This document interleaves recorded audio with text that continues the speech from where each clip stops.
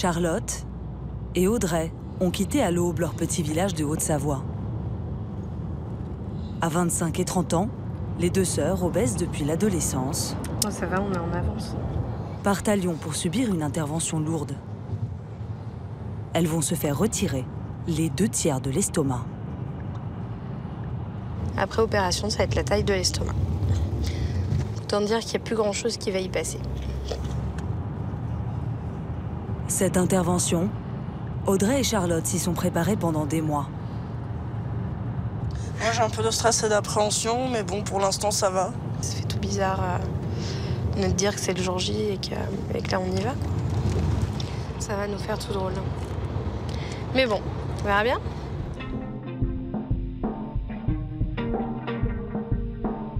Avec un poids dépassant les 100 kilos, les sœurs sont atteintes d'une obésité dite morbide qui met en danger leur santé.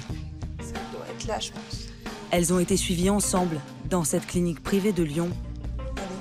À toutes. Ça va. Elles vont passer l'une après l'autre sur la table d'opération. On va aller, je vais prendre votre poids. Ouais.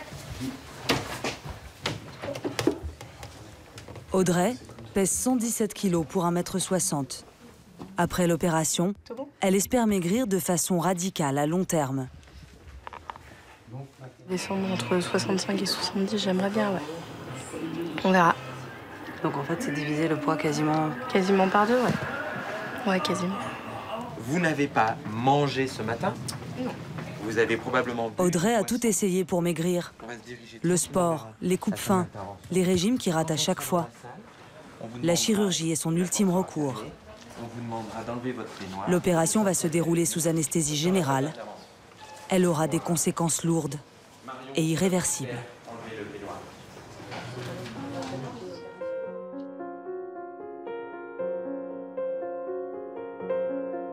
Quelques jours plus tôt, nous avons rencontré Audrey à Baugève, en Haute-Savoie. Qu'est-ce que tu fais pour faire des animaux de la ferme? Conseillère en assurance, elle vit avec Kazay, sa fille de 6 ans. Petite, Audrey était déjà ronde. Après la naissance de Kazay, 2 années de chômage la dépriment. Elle se réfugie dans la nourriture et franchit la barre des 125 kilos. Ce surpoids devient dangereux, car son foie ne fonctionne plus normalement. Elle risque de développer de graves maladies, hépatite, cirrhose et même cancer.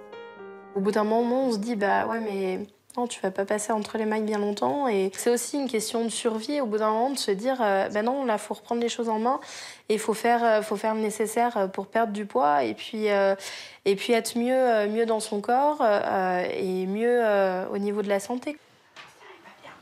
J'ai envie de me dire, bah, je vais emmener ma fille dans un parc d'attractions sans me demander si je vais passer dans le manège, quoi. J'ai envie d'aller faire des randos sans me dire, bah non, au bout d'1 heure, tu vas être essoufflé, machin, ça va être la loose, t'as tout le monde qui va te regarder, enfin voilà, quoi. Moi, j'ai envie de faire tout ça. Pour préparer son opération, prise en charge par la sécurité sociale, Audrey a dû passer une 12aine d'examens médicaux, consulter un psychiatre et un nutritionniste. J'ai 6 mois de parcours réunis dans une petite pochette rouge, quoi. 6 mois de parcours, c'est le minimum requis pour se faire opérer en France. Il faut aussi répondre à des critères stricts. Souffrir d'une obésité telle qu'elle réduit l'espérance de vie de 10 à 15 ans ou avoir des maladies liées au surpoids comme l'hypertension ou le diabète. Salut, salut! Ça va? Ouais. Ce soir, Audrey est invitée chez Nathalie, sa maman. Toutes les sœurs sont réunies. Il y a Margot, la plus jeune, et Charlotte, qui va se faire opérer en même temps qu'Audrey. Regarde. Oui, ma grosse. J'en profite parce qu'après, je pourrais plus l'appeler comme ça, c'est tout. Ouais, c'est vrai, ouais. Et tu te rends compte, après, quand on se fera un câlin, on pourra se serrer l'une contre l'autre. Après, je t'appellerai ma petite grosse au fur et à mesure. Ma petite pâquerette. Elles en rigolent. T'es con. Mais parler de leur obésité n'a pas toujours été facile. La prise de poids est souvent le symptôme d'un mal-être plus profond. J'ai été dépressive pendant un petit moment, donc je me réfugiais dans la nourriture en fait. Quand j'étais pas bien, je mangeais des gâteaux. Toutes les 5 minutes, j'allais dans le placard, je prenais un paquet de gâteaux, j'ouvrais une tablette de chocolat, je regardais la télé, je la remettais pas dans le placard, elle y passait. Ouais, c'est vrai que j'ai quand même eu des soucis avec la nourriture, quoi. Depuis un mois, les deux sœurs suivent un régime spécial pour se préparer à l'opération. À côté de ta maman. Moi, je suis à côté de ma maman. Alors ça, c'est pour vous. Super. Alors, je vous ai fait des escalopes avec de la tomate et des champignons. Trop bien. Ah, les enfoirés. Pour nous, c'est de la croziflette. Ce gratin de pâte au fromage fondu, Bah oui, ma chérie. les filles n'y toucheront pas. Qui est-ce qui en a pas eu? Moi. Bah non, mais toi, t'as pas le droit. Pour elles, c'est viande maigre et crudité, afin de dégraisser le foie avant l'intervention. Quand même, un repas comme là, un repas de famille ou avec des amis, c'est quand même... Leur mère, d'abord réticente à l'opération, a fini par les soutenir. On va quand même leur enlever un bout de l'estomac. C'est quand même pas rien, c'est quand même une opération. Et c'est vrai que ça me faisait peur. Après, moi, j'ai vécu les mêmes choses. Je veux dire, moi, j'ai beaucoup de poids en trop. Je sais très bien qu'un régime alimentaire, comme je vous dis, ça va quand on a 3 kilos à perdre. Mais pas quand on a 20 ou 30 kilos à perdre. Audrey a longuement hésité avant de sauter le pas et de s'adresser aux médecins de cette clinique. L'un des 37 centres spécialisés dans le traitement de l'obésité en France. Ici, on opère près de 1000 personnes par an. Et aujourd'hui, c'est son tour. Faut y aller maintenant. Je peux plus me barrer là, c'est sûr. C'est un peu comme quand on monte dans les montagnes russes et puis qu'on ferme le fauteuil. Là, c'est terminé, on n'a plus de retour en arrière, faut y aller. Son médecin, Marie-Cécile Blanchet, s'est spécialisée dans la chirurgie de l'obésité. Audrey est sa 7e patiente de la journée. Ok, super. Bon allez, on vous endort. Merci. Faites de beaux rêves, à tout à l'heure.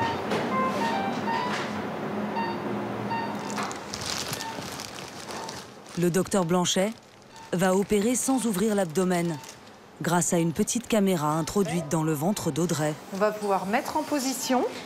Oui. Elle permet de guider les gestes et les outils sans blesser les organes vitaux.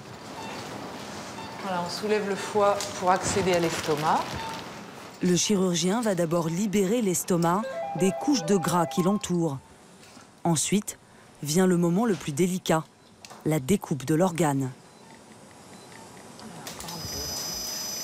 On a sectionné et agrafé son estomac pour en enlever les 2/3. Donc là, c'est le dernier agrafage. Et donc l'estomac est maintenant réduit à un long tube. Si un estomac normal peut contenir jusqu'à 4 litres, après son ablation partielle, sa contenance sera limitée à celle d'un pot de yaourt. On peut rallumer la salle. L'intervention n'a duré que 35 minutes. Pour Audrey et sa sœur Charlotte, tout s'est bien passé. En France, la chirurgie de l'obésité est devenue presque aussi courante que celle de l'appendicite. En 10 ans, le nombre de ces interventions a triplé. 1,5 million de Français ont déjà été opérés sur les 8 millions d'obèses que compte le pays. Un essor qui s'explique par des résultats indéniables. 30% de perte de poids en moyenne que les patients exhibent fièrement sur les forums spécialisés. Pourtant, la chirurgie de l'obésité n'est pas une solution infaillible. Elle exige une surveillance médicale à vie et un bouleversement total des habitudes alimentaires. Après leur sortie du bloc, nous retrouvons Audrey et Charlotte. C'est l'heure du dîner. Bonsoir. C'est ce que je vous disais tout à l'heure. D'accord. Donc le bouillon, vous buvez par petites gorgées et si vous voyez que ça passe pas, eh ben, forcez pas, d'accord? Pas de soucis, merci. Qu'est-ce qu'on vous a apporté, Audrey? Un bouillon qui me fait pas envie du tout. Mais bon, problème, c'est que vu qu'on ne peut plus boire de grandes quantités, il ne faut pas se laisser déshydrater non plus, parce qu'après, c'est pas bon. Avec un estomac amputé, l'appétit n'est plus du tout le même. Le sentiment d'être rassasié arrive beaucoup plus vite. J'en suis à une mini cuillère. J'ai avalé une toute petite cuillère, moi. Je pense que quand on a envie de vomir, c'est qu'il faut arrêter. Mais non, là, par exemple, voilà. Pour l'instant, c'est bon, quoi. Puis ça, c'est horrible. On sent forcément, on sent tout passer, c'est tout en train de se remettre en place. C'est bizarre de se dire que on cohabite avec bébé estomac maintenant. On a un tout petit estomac, ouais. Ça y est.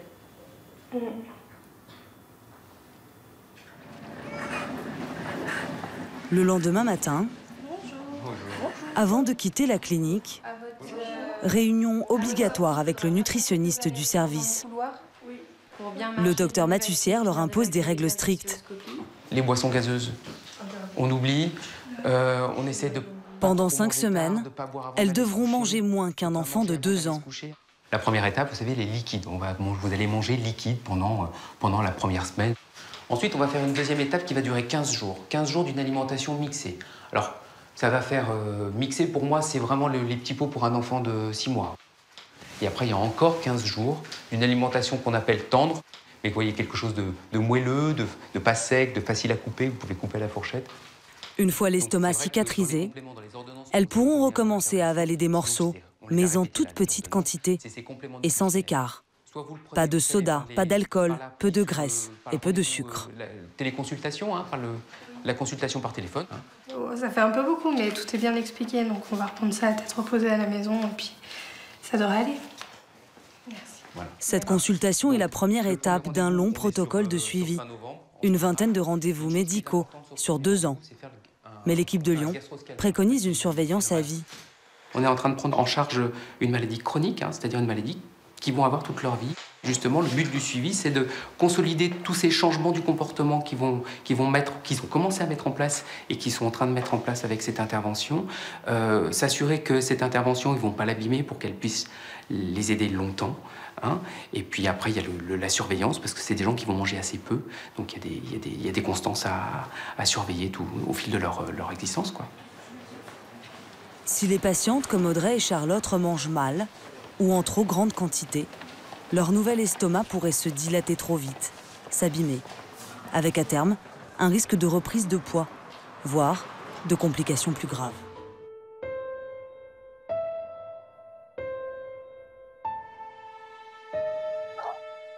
C'est ce qui est arrivé à Virginie. Il y a 8 ans, cette mère de famille se fait opérer dans le nord de la France. Au départ, des résultats inespérés. On dirait 2 personnes différentes. Elle passe de 155 à 75 kilos en 2 ans.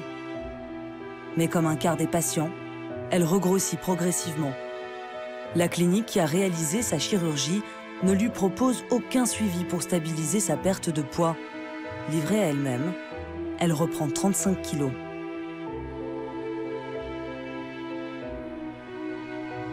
C'est surtout notre image qui change. Quand on reprend le poids, on se revoit serré dans nos vêtements, ce genre de choses. Et ça, c'est vraiment stressant. C'est quelque chose qui m'a fait beaucoup de mal ces derniers temps, quoi. Virginie s'est remise à manger des morceaux trop rapidement. La pression des aliments sur son estomac atrophié finit par provoquer une hernie. Aujourd'hui, elle vit avec cette gêne permanente et des douleurs quotidiennes au ventre. Même 8 ans après, ça bloque encore, en fait. Vous le sentez dans votre ventre? Ça fait un genre de poids ici au niveau de l'entrée de l'estomac. Et j'ai des envies de vomir, des nausées toute la journée, des bouffées de chaleur. Elle n'est pas un cas isolé. 15% des personnes opérées souffrent de complications digestives à long terme. Virginie et son mari Rémi estiment ne pas avoir été suffisamment informés de ces risques post-opératoires. On est impuissant parce qu'on ne peut rien faire, mais je l'ai accompagné, je l'ai laissé faire, mais je lui ai dit de faire attention quand même, parce que c'était quand même, c'est une chirurgie quand même assez lourde. Ouais, j'avais toujours eu angoisse. Mais bon. On faisait confiance aux médecins, donc on faisait pas attention aux dangers que les opérations pouvaient amener, quoi. Des risques que certaines femmes sont prêtes à prendre pour bénéficier de ce qu'elles pensent être une opération miracle. Aujourd'hui, certaines personnes obèses qui ne correspondent pas aux critères de prise en charge en France n'hésitent plus à se faire opérer à l'étranger, pour des raisons souvent plus esthétiques que médicales. Il y a quelques semaines encore, Morgane évitait soigneusement sa balance.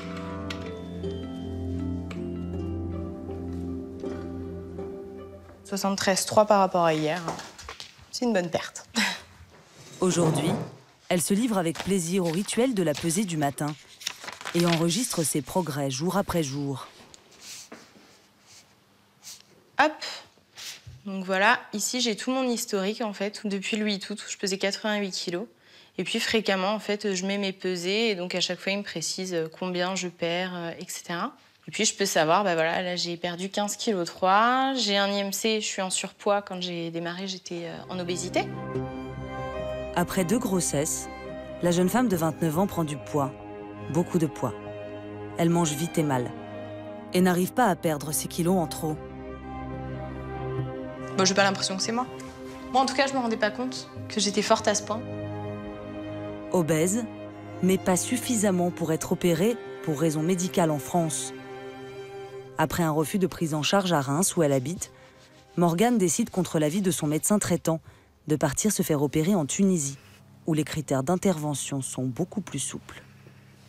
Je me supportais pas. Enfin, c'est quelque chose, c'est une douleur psychologique de chaque instant, et puis ça devient aussi une douleur physique, parce que quand on se baisse pour faire ses lacets et qu'on est au bout de notre vie et qu'on est... Voilà, on a le souffle coupé parce qu'on est plié et là c'est pas possible en fait. Enfin, et là j'ai pris la décision de ouais, je m'offre ce cadeau parce que ça coûte de l'argent, beaucoup. 5 000 € pour une semaine, hôtel, vol et chirurgie comprise. L'intervention se passe bien, mais à son retour en France, Morgane ne peut pas prétendre au protocole de suivi réglementaire. Pourtant, comme toutes les personnes opérées, elle encourt des risques de carence. Son estomac rétréci assimile moins bien les nutriments et les vitamines. Sans prescription médicale, Morgane se lance dans l'automédication. Les médicaments, ouais, j'en ai pas mal. J'ai ma petite boîte tous les matins. Voilà. Je me suis auto-complémentée parce que on mange moins et donc perte de cheveux, etc. Donc ça, c'est moi qui me complémente. Donc j'en prends 2 comme ça. Ensuite, j'ai ça, c'est les vitamines post-opération. Ça me paraît indispensable et j'ai pas envie de me sentir faible, j'ai pas envie... donc je préfère peut-être anticiper. Mais tous ces cachets ne viennent pas à bout d'une fatigue devenue chronique. Après un bilan sanguin, son nouveau médecin généraliste décèle une carence inquiétante en potassium. Le plus gros risque, c'est la contraction musculaire et d'avoir un arrêt cardiaque suite à une contraction musculaire au niveau du cœur. Donc ouais, c'est cela que je prends en premier. Après 3 semaines d'arrêt maladie, Morgane retrouve peu à peu un rythme de vie normal. Elle est de retour au travail, dans ce magasin d'objets de décoration, où elle est chargée de la relation clientèle. Bonjour madame, bienvenue. Comme chaque midi, les membres de l'équipe déjeunent ensemble. Pour Morgane, pas de sandwich, mais des plats diététiques cuisinés à la maison. Mis dans une barquette en plastique. Voilà. Des galettes de lentilles, corail, grâce à Pauline. Avec du thon dedans et des œufs. Une sauce tomate basilic. Ça a l'air bon. T'en veux? Donc ça, c'est ton repas pour le midi. Rien d'autre. Mais là, je vais pas tout manger. Si j'arrive déjà à en manger une en 3 quarts d'heure, on sera déjà pas mal. On va me boire en mangeant, normalement. Morgane n'arrivera pas à avaler plus de 3 bouchées. Comme un lundi. Parce que normalement, en fait, ton estomac, il va regrossir un peu ou pas? Il peut grossir, ouais. L'estomac peut grossir. C'est un muscle, donc après, c'est extensible, quoi. S'il grossit, Morgane pourrait se remettre à manger plus et pourrait donc reprendre du poids. Pour l'instant, elle se réjouit de ses kilos en moins. Parce que là, du coup, t'as perdu combien là, entre le moment où tu l'as fait et aujourd'hui là? Là, j'en suis à 15 kilos. 15 kilos en un mois et demi. Un mois et demi, c'est pas mal, hein? Ouais, je m'attendais pas autant. Depuis notre tournage, Morgane en a perdu 18 de plus. Elle est descendue à 55 kilos. Elle a repris le sport et retrouvé une taille 36. Virginie, elle, a subi une nouvelle intervention pour soigner son hernie et se faire poser un anneau gastrique qui lui a déjà permis de perdre 10 kilos. Quant à Audrey, tout juste opérée, elle est de retour en Haute-Savoie. Elle a retrouvé sa fille, Kazay, et se remet doucement. Le parcours s'annonce long et compliqué. Cette opération, c'est une super aide, mais c'est pas une baguette magique non plus. Et derrière, faut suivre, faut réapprendre à vivre et puis surtout apprivoiser à ce nouveau corps. Et puis il faut vivre avec, quoi.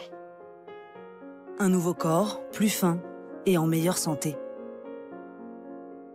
Si elle arrive à perdre assez de poids, 30 kilos au moins, Audrey veut réaliser un de ses rêves. Emmener sa fille Kazay sur les pistes et lui apprendre à skier.